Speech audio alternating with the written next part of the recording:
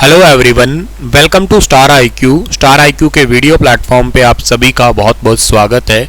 आज 19 दिसंबर 2022 के Haryana current affair इस वीडियो में हम पढ़ने वाले हैं। अगर आपने अभी तक स्टार आईक्यू चैनल को सब्सक्राइब नहीं किया है तो कर लीजिएगा, इस वीडियो को लाइक भी करिएगा और अपने दोस्तों तक शेयर भी करिएगा। आज जिस प्यारे विद्यार्थी का जन्मदिन है उन सभी को मेरी तरफ से हार्दिक शुभकामनाएं। कल आपसे एक सवाल किया था, उसका सही जवाब क्या होगा कि महिला world hockey goalkeeper of the year, ये अवार्ड अभी हाल ही में किसे दिया गया है? तो महिला world hockey goalkeeper of the year इस अवार्ड से चुना गया है सविता पूनिया को। ये सविता पूनिया हरियाणा के एक जिला, जिस जिले का नाम है सिरसा, यहाँ की रहने वाली है। सिरसा जिले का गांव है जोधकां, यहाँ की रहने वाली है। याद रखना, गोलकीपर है। और अभी थोड़े टाइम पहले ही आपको याद होगा जब आपके ओलंपिक हुए थे 2020 वाले टोक्यो ओलंपिक, उस जो हॉकी टीम के अंदर 4th पोजीशन पे आई थी ये टीम, और इसके करते हुए इनको 50 लाख रुपए दिए गए थे। हरियाणा से वैसे टोटल 9 हॉकी खिलाड़ी शामिल हुई थी, रानी रामपाल भी थी उसके अंदर शामिल, याद रखना। और रानी रामपाल कहाँ की है? ये शाहबाद की है। इनको पद्म श्री भी मिला हुआ है, ये भी याद कर लेना आप लोग, ठीक है ना, पद्म श्री। और इसके अलावा जो है इनको फिक्की स्पोर्ट्स वुमेन अवार्ड्स के लिए भी चुना गया था। फिक्की स्पोर्ट्स मैन अवार्ड के लिए चुना गया था बजरंग पूनिया, जो कि हरियाणा के झज्जर के हैं और झज्जर के कुंडन गांव के हैं। हरियाणा में कुश्ती के गेम को खेला करते हैं 65 किलोग्राम वेट कैटेगरी में। हरियाणा का वर्तमान निर्यात ग्राफ कितना लाख करोड़ है? काफ़ी प्यारा सवाल है। The present export graph of Haryana is how many lakh crore? तो इस सवाल का ठीक आंसर रहेगा 2,17,000 करोड़ जो है हरियाणा का वर्तमान में एक्सपोर्ट ग्राफ है। साल 2014 तक ये हुआ करता था 69,000 करोड़, और वर्तमान के 2021-22 जो वित्त वर्ष है इसके अनुसार 2,17,000 करोड़ हरियाणा का निर्यात ग्राफ है। तो ये काफ़ी इंपॉर्टेंट और अच्छे वाला डेटा है जो आपको सटीक एक लाइन में याद रखना है। जैसे रिसेंट सीईटी के पेपर में क्वेश्चन आए थे ना, कुछ इसी प्रकार का एक क्वेश्चन बन सकता है। पिछले 8 सालों के अंदर औद्योगिक शहर बसाने की कवायद भी खूब तेज़ी से बढ़ी है हरियाणा में। हरियाणा के अंदर तकरीबन 18,422 करोड़ का इन्वेस्टमेंट हुआ है। लगभग जो है ना 1,59,622 मतलब 1,60,000 के आसपास उद्योग जो है ना वो सेटअप किए गए हैं इसी इन्वेस्टमेंट के चलते हुए, और लगभग 12.5 लाख के आसपास जो है ना इन्हीं उद्योगों में रोजगार भी सर्जन किए गए हैं हरियाणा के अंदर। अगला सवाल है कि national hydro electric power corporation limited के हाल ही में अध्यक्ष कौन बने हैं? National hydro electric power corporation limited के हाल ही में अध्यक्ष बने हैं राजीव कुमार बिश्नोई, यानी कि ऑप्शन नंबर बी जो है इस सवाल का वो बिल्कुल ठीक रहेगा। अभी रिसेंटली 13 दिसंबर 2022 को राजीव कुमार बिश्नोई जो है ये Indian hydro power generation company या national hydro electric power corporation NHPC limited के अध्यक्ष और प्रबंध निदेशक यानी कि चीफ मैनेजिंग डायरेक्टर के रूप में अतिरिक्त कार्यभार इन्होंने संभाल लिया है। राजीव कुमार जो है ना अभी वर्तमान में ऋषिकेश उत्तराखंड के अंदर जो Tehri hydro development corporation India है, जिसको आप लोग THDCIL के नाम से जानते हो, वहाँ के भी CMD है। कहने का मतलब ये Tehri hydro development corporation India limited के भी CMD रहेंगे, के अलावा एक्स्ट्रा चार्ज के रूप में जो है ना NHPC के CMD भी ये बन गए। इनकी नियुक्ति से पहले यमुना कुमार चौबे जो है ना ये NHPC के निदेशक तकनीकी और CMD का अतिरिक्त कार्यभार जो है वो संभाल रहे थे, याद रखना। जो आपको फोटो में दिखाई दे रहे हैं यही है राजीव कुमार बिश्नोई, और इनको एडिशनल चार्ज जो है ना दिया गया है NHPC के CMD के रूप में। तो ये पॉइंट काफ़ी ज़रूरी वाला है, अच्छा सा है, आपको ज़रूर याद रखना है। ये तो मैंने आपको बता ही दिया कि THDCIL के निदेशक के रूप में तो ये काम कर ही रहे हैं, ठीक है। इसके अलावा 1989 के अंदर एक इंजीनियर के रूप में जो है ना THDCIL के अंदर ये शामिल हुए थे, और इसके बाद में जो है ना 2013 के अंदर इस कंपनी के GM बने थे। 2016 के अंदर जो है ना कार्यकारी निदेशक के रूप में ये है प्रमोट हो गए। इनके पास हाइड्रो प्रोजेक्ट और इसके डिज़ाइनिंग और इंजीनियरिंग से संबंधित 35 सालों से ज़्यादा का जो है ना इनके पास एक्सपीरियंस है। इन्होंने वर्ल्ड बैंक के हेडक्वार्टर या वर्ल्ड बैंक के अंदर जो हेडक्वार्टर है वो है वॉशिंगटन डीसी के अंदर। वहाँ पे जो है ना बातचीत के दौरान बहुत सारे विचार विमर्श और दिशा निर्देश से वर्ल्ड बैंक विशेषज्ञ समूह के सदस्य के रूप में भी भारत की तरफ से इन्होंने योगदान दिया है। तो ये काफ़ी इंपॉर्टेंट है, ज़रूर याद रखना। इसके अलावा एनएचपीसी के बारे में आपको पता होना चाहिए कि इसका हेडक्वार्टर कहाँ पे है। अपने हरियाणा के फरीदाबाद के अंदर ही इसका हेडक्वार्टर है। इसकी स्थापना हुई थी 1975 को हुई थी, ये भी ज़रूर याद रखना। और ये भारत सरकार का एक जल विद्युत बोर्ड है, यानी कि पानी से बिजली बनाने वाला एक प्रकार का बोर्ड है। बैडमिंटन एशिया जूनियर चैंपियनशिप 2022 में हाल ही में उन्नति हुड्डा ने कौन सा मेडल जीता है? हरियाणा के रोहतक की उन्नति हुड्डा ने जो है ना ये मेडल जीता है, सिल्वर मेडल। अंडर 17 जो ग्रुप है उसके अंदर इस छोटी सी बच्ची ने, अभी रिसेंटली आपको याद हो तो खेलो इंडिया यूथ गेम जो हुए थे उसमें इन्होंने गोल्ड मेडल जीता था। और पीवी सिंधु को ये बहुत मानती है, यूँ समझिएगा उनको अपना आइडियल मानती है ये।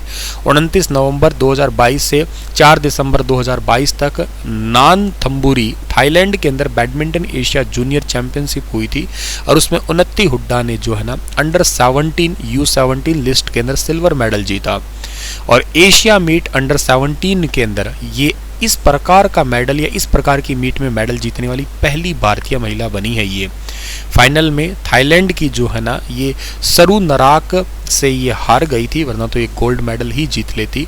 और 2021 के अंदर इंडियन इंटरनेशनल चैलेंज में बैडमिंटन में डेब्यू किया था इन्होंने। 2022 के अंदर ओडिशा में अपना पहला badminton world federation world tournament इन्होंने जीत लिया। और बैडमिंटन वर्ल्ड फेडरेशन के अनुसार जो है ना उन्नति हुड्डा पलक अरोड़ा के साथ महिला एकल में 85वें और महिला युगल में 62वें स्थान पर है अभी करंट में देखा जाए तो। और इसमें टोटल इस चैंपियनशिप में पूरे भारत के 36 सदस्य टीम गई थी, ठीक है, जिनमें से ये लोग थे जिनको मिला है कौन सा रजत पदक मिला है, ठीक है ना, उन्नति हुड्डा को मिला है। इसके अलावा जो है ना वो अर्श मोहम्मद को मिला है, संस्कार सारस्वत को मिला है, अनीश थोपानी को मिला है। और कांस्य पदक जो मिला है ना वो मिला है ज्ञान दत्तू को मिला है, और ब्रेयन जेसन को मिला है, और आतिश श्रीनिवास को मिला है, ठीक है। चलिए सर आगे बढ़ते हैं और अगला क्वेश्चन आपके लिए है कि कैनरा लाइफ इंश्योरेंस ने हाल ही में गारंटीड फॉर्चून प्लान लॉन्च किया है। कैनरा लाइफ इंश्योरेंस का हेडक्वार्टर किस जिले के अंदर है? तो कैनरा लाइफ इंश्योरेंस का हेडक्वार्टर अपने हरियाणा के गुरुग्राम जिले के अंदर है। और कैनरा लाइफ इंश्योरेंस ने अभी हाल ही में गारंटीड फॉर्चून प्लान जो है ना वो लॉन्च किया है। बेसिकली लाइफ इंश्योरेंस प्लान है जिसको फॉर्चून प्लान कहते हैं, और ये प्लान कुछ ऐसा है जो कि non linked non participating individual saving life insurance plan है, जो पॉलिसी के जो ड्यूरेशन है उसके बाद भी लाइफ कवर करता है। मतलब जब तक ऐसा नहीं कि आप पॉलिसी भरते हैं तब तक ही लाइफ कवर करेगा, उसके बाद भी करेगा। एक बार में ही जो है ना इसकी प्रीमियम देना होगा, उसके बाद में ये रेगुलरली जो है ना लाइफ इंश्योरेंस करेगा। तो ये काफ़ी इंपॉर्टेंट है। जो गारंटीड बचत विकल्प है इसमें या गारंटीड कैश विकल्प सहित बहुत सारी दो इसमें जो है ना योजना और बहुत सारे लाभ के साथ इस योजना को लॉन्च किया है कैनरा HSBC लाइफ इंश्योरेंस ने। इसके जो CEO है उनका नाम है अनुज माथुर। अपना हेडक्वार्टर हरियाणा के गुरुग्राम में है और स्थापना साल 2008 के अंदर हुई थी। हरियाणा में स्कॉटलैंड और सिंगापुर की तर्ज पर कितने नए शहर बनेंगे? तो हरियाणा के अंदर स्कॉटलैंड और सिंगापुर की तर्ज पर टोटल 5 नए शहर बनेंगे। सुपर इंपॉर्टेंट करंट अफेयर है, एग्जाम पर्सपेक्टिव, और इसको पंचग्राम योजना का नाम दिया गया है। इसको भी आप लोग याद रखना। पंचग्राम योजना भविष्य में तुमसे पूछा जा सकता है कि पंचग्राम योजना के तहत कौन से देशों की तर्ज पर हरियाणा में 5 नए शहर बसाए जाएंगे। तो ये आपके देश है स्कॉटलैंड, जो कि एक पार्ट यूके का ही है अपने आप में, क्योंकि वेल्स, स्कॉटलैंड, इंग्लैंड और नॉर्थ आयरलैंड के साथ ही यूके बनता है। सिंगापुर अपने आप में एक और ही अलग देश हो ही गया। तो खैर इन जैसे देशों की तर्ज पर, इस तर्ज का मतलब क्या है सर? इस तर्ज का मतलब है कि जैसे ये प्लैंड सिटी बसे हुए हैं, यहाँ के जो शहर बसे हुए हैं, वैसे वैसे नए 5 शहर बनेंगे ना, वो जैसे यहाँ के शहर है वैसे वैसे यहाँ के भी शहर होंगे, ये कॉपीड किए जाएंगे, उन्हीं का ही मेथड कॉपी किया जाएगा। जैसे हमने पार्लियामेंट ब्रिटेन की कॉपी की है उसी तरीके से ही समझिएगा आप लोग। तो 2041 की आबादी की ज़रूरतों को फोकस किया जाएगा और कुंडली मानेसर पलवल एक्सप्रेसवे के पास में जो है ना ये शहर बसाए जाएंगे। ये तो एक सिंपल और छोटी सी बात है। इससे फ़ायदा क्या होगा सर? सबसे बड़ा फ़ायदा तो होगा कि दिल्ली की जो आबादी है और दिल्ली के अंदर जो ट्रैफिक है, खैर बहुत ज़्यादा भीड़ होती है भाई। आप अगर मैं अपने सिटी से बात करता हूँ, अगर अपनी सिटी हिसार से मैं जाता हूँ दिल्ली के लिए तो मैं बहादुरगढ़ तक ही जाता हूँ बस में, उसके बाद आगे मेट्रो को ही प्रेफर करूँगा, क्योंकि जितना समय इस बीच में नहीं लगता उससे शायद ज़्यादा समय लग जाएगा मुझे मेन दिल्ली बस स्टैंड तक जाने या कहीं और आगे एरिया में जाने के लिए। तो खैर इस आबादी का जो कारण है वो सारे खैर यहीं पे या तो रोज़गार के अवसर से कहिएगा या कोई और पर्पज़ के लिए, कुछ ये हमारा कैपिटल भी है। तो इसके जो ट्रैफिक और के अलावा जो है ना इसकी भीड़ है, इसको काफ़ी हद तक कम करने के लिए पंचग्राम योजना बहुत इंपॉर्टेंट होगी। तकरीबन 136 किलोमीटर लंबे कुंडली मानेसर पलवल एक्सप्रेसवे 136, तो एग्जैक्ट तो इसकी बात करूँ तो 135.65 किलोमीटर है, तो तकरीबन लिख दिया, ठीक है ना। तो इन कुंडली मानेसर पलवल एक्सप्रेसवे जो है ना इसके दोनों तरफ ये शहर बसाए जाएंगे। अच्छा, जब भी कोई ग्रोथ वाली बात आती है ना तब आपके आगे आ जाता है एक डिपार्टमेंट और इसका नाम क्या है? HSIIDC। ये क्वेश्चन वेरी इंपॉर्टेंट है, सुपर इंपॉर्टेंट है। Haryana state industry and infrastructure development corporation, इसकी स्थापना हुई थी 1967 के अंदर और इसका हेडक्वार्टर कहाँ पे है? इसका हेडक्वार्टर पंचकुला के अंदर है। चलिए मुझे कमेंट में क्वेश्चन लिख के बताइए कि इसके अध्यक्ष कौन है, इसके एट प्रेजेंट में जो है ना चेयरमैन कौन है, कमेंट में लिख के बताइएगा। इस डिपार्टमेंट का काम तो आपको बता ही दिया, इंडस्ट्रियल ग्रोथ के लिए यही जो है ना वो जाना जाता है, इसी के तहत ही ये शहर बसाए जाएंगे। बुर्ज खलीफा और यूनिवर्सल स्टूडियो की तर्ज पर हरियाणा सरकार गुरुग्राम के अंदर ही जो है ना एक आइकॉनिक बिल्डिंग तैयार करने की कोशिश कर रही है। तो मुख्यमंत्री जी ने कहा है कि जैसे कि खरखोदा है, ठीक है, कुंडली से लेके खरखोदा के बीच में, सोहना के आसपास और पलवल के नज़दीक मानेसर के पास 50-50 हज़ार हेक्टेयर से जो है ना ये शहर बसने हैं, अलग अलग शहर बसाए जाएंगे। ये पंचग्राम योजना इसका नाम रख दिया गया है। अधिकारियों को आदेश दे दिया गया, HSIIDC के अधिकारियों को, अगले 20 साल में शहरों का राज्य हरियाणा कहलाएगा इन्हीं से चलते हुए। ये तो शुरुआत है, आने वाले टाइम में और बहुत सारे शहर बसेंगे। हर दूसरा आदमी शहरी होगा हरियाणा के अंदर और ये शहर 5 यानी इन 8 जिलों की ज़मीन पे बसेंगे। इनमें से एक जिला फरीदाबाद है, एक है पलवल, एक है गुरुग्राम, एक है नूह, एक है सोनीपत, एक है रोहतक, एक है झज्जर। इन जिलों की ज़मीन का इस्तेमाल होगा। इंटरनेशनल लेवल पर इन्वेस्टर और कंसल्टेंट जो है ना यहाँ पे आएंगे, जिससे हरियाणा के अंदर यूँ समझिएगा अपने आप में इंडस्ट्रियल ग्रोथ है वो बहुत ज़्यादा बढ़ जाएगा। रेजिडेंशियल समेत इंडस्ट्रियल सेक्टर है ना ये होंगे, मतलब रह भी सकेंगे यहाँ पे और इंडस्ट्री भी रहेगी, कुछ इस प्रकार के शहर होंगे। हरियाणा इनसे एक और फ़ायदा होगा कि आने वाले टाइम में विदेशी कंपनी और विदेशी कंपनियों के मेगा प्रोजेक्ट है उनको हरियाणा में लगाने की कोशिश करवाएगी। तकरीबन 20,971 करोड़ रुपए का जो है ना वो डायरेक्ट रूप से विदेशी निवेश हरियाणा के अंदर होगा। और आपको पता है अगर हरियाणा के अंदर सीधे तौर से डायरेक्ट इन्वेस्टमेंट कहीं आ रहा है तो इसका फ़ायदा है कहीं ना कहीं रोजगार में और कहीं ना कहीं राज्य समृद्ध राज्यों में आएगा, कंगालों की स्थिति से बाहर ही निकलेगा। वैसे तो है ही नहीं लेकिन और अच्छा रहेगा, समृद्ध रहेगा। अनएम्प्लॉयमेंट रेशियो है वो घट जाएगा, ये तो अच्छी बात है। एम्प्लॉयमेंट बढ़ जाएंगे, अनएम्प्लॉयमेंट या बेरोजगारी है वो कम हो जाएगी हरियाणा में, अगर ये काम चलते रहे तो। हरियाणा में 2021-22 के दौरान हरियाणा में लगभग 67% की वृद्धि हुई है। किस चीज़ की? लगभग ये विदेशी निवेश की। 20,971 करोड़ रुपए डायरेक्ट रूप से जो है ना विदेशी निवेश प्राप्त किया है।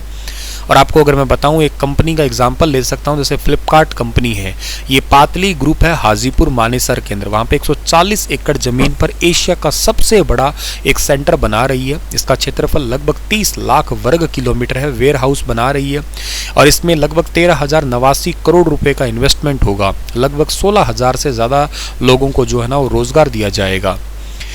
आने वाले टाइम में हरियाणा के अंदर ये बड़े प्रोजेक्ट है वो तैयार होंगे, जैसे कि एक तो सोनीपत के अंदर मारुति सुजुकी का 18,000 करोड़ रुपए के साथ IMT खरखोदा के अंदर 800 एकड़ ज़मीन पे तो अल्ट्रा मेगा ऑटो उद्योग है और 100 एकड़ ज़मीन के ऊपर सुजुकी मोटरसाइकिल उद्योग है जिसमें लगभग 2,000 करोड़ रुपए का निवेश अलग से होने की संभावना है। पानीपत के अंदर बिरला समूह को जो है ना पेंट निर्माण के लिए औद्योगिक एस्टेट में 70 एकड़ ज़मीन जो है ना आवंटित की गई है। इससे हरियाणा के अंदर 1140 करोड़ रुपए का इन्वेस्टमेंट होगा। गुरुग्राम के अंदर एपरेंक्स टेक्नोलॉजी लिमिटेड को IMT सोहना में 178 एकड़ जमीन जो है ना दी गई है। इसमें लगभग 7,083 करोड़ रुपए का इन्वेस्टमेंट आएगा और लगभग 7,000 लोगों को रोजगार मिलेगा। कई बड़े निवेशक हैं जैसे कि एनरिच एग्रो है, Panasonic India, my favourite company है पैनासोनिक इंडिया कैमरा के टेक्नोलॉजी के मामले में, बल्कि मैं इसी का कैमरा ही यूज़ किया करता हूँ। कंधारी बेवरेज है, आरती ग्रीन टेक हरियाणा है, ये भी जो है ना कारोबार करने के मामले में उत्सुक है, तो ये भी इन्वेस्टमेंट करेंगे तो बहुत फेमस है। पैनासोनिक जैसे जापान की कंपनी है, ये इन्वेस्टमेंट करती है तो यहाँ पे रोजगार भी मिलेंगे और के साथ साथ इंडस्ट्रियल ग्रोथ भी बढ़ेगी।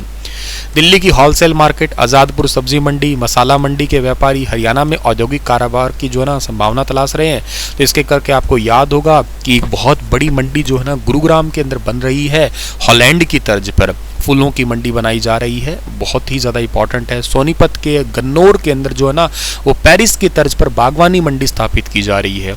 तो यूँ कहिएगा अपने आप ही दिल्ली की आबादी कम होगी, के साथ साथ वो बिजनेस भी ट्रांसफ़र हो जाएगा हरियाणा के अंदर। तो सुपर इंपॉर्टेंट करंट अफेयर था, अच्छे से डिटेल से पढ़ा दिया मैंने आपको समझ में भी आ गया होगा। अगर समझ में आ गया तो तुरंत प्रभाव से वीडियो को लाइक कर दीजिएगा और सब्सक्राइब नहीं किया है चैनल को तो ज़रूर करिएगा।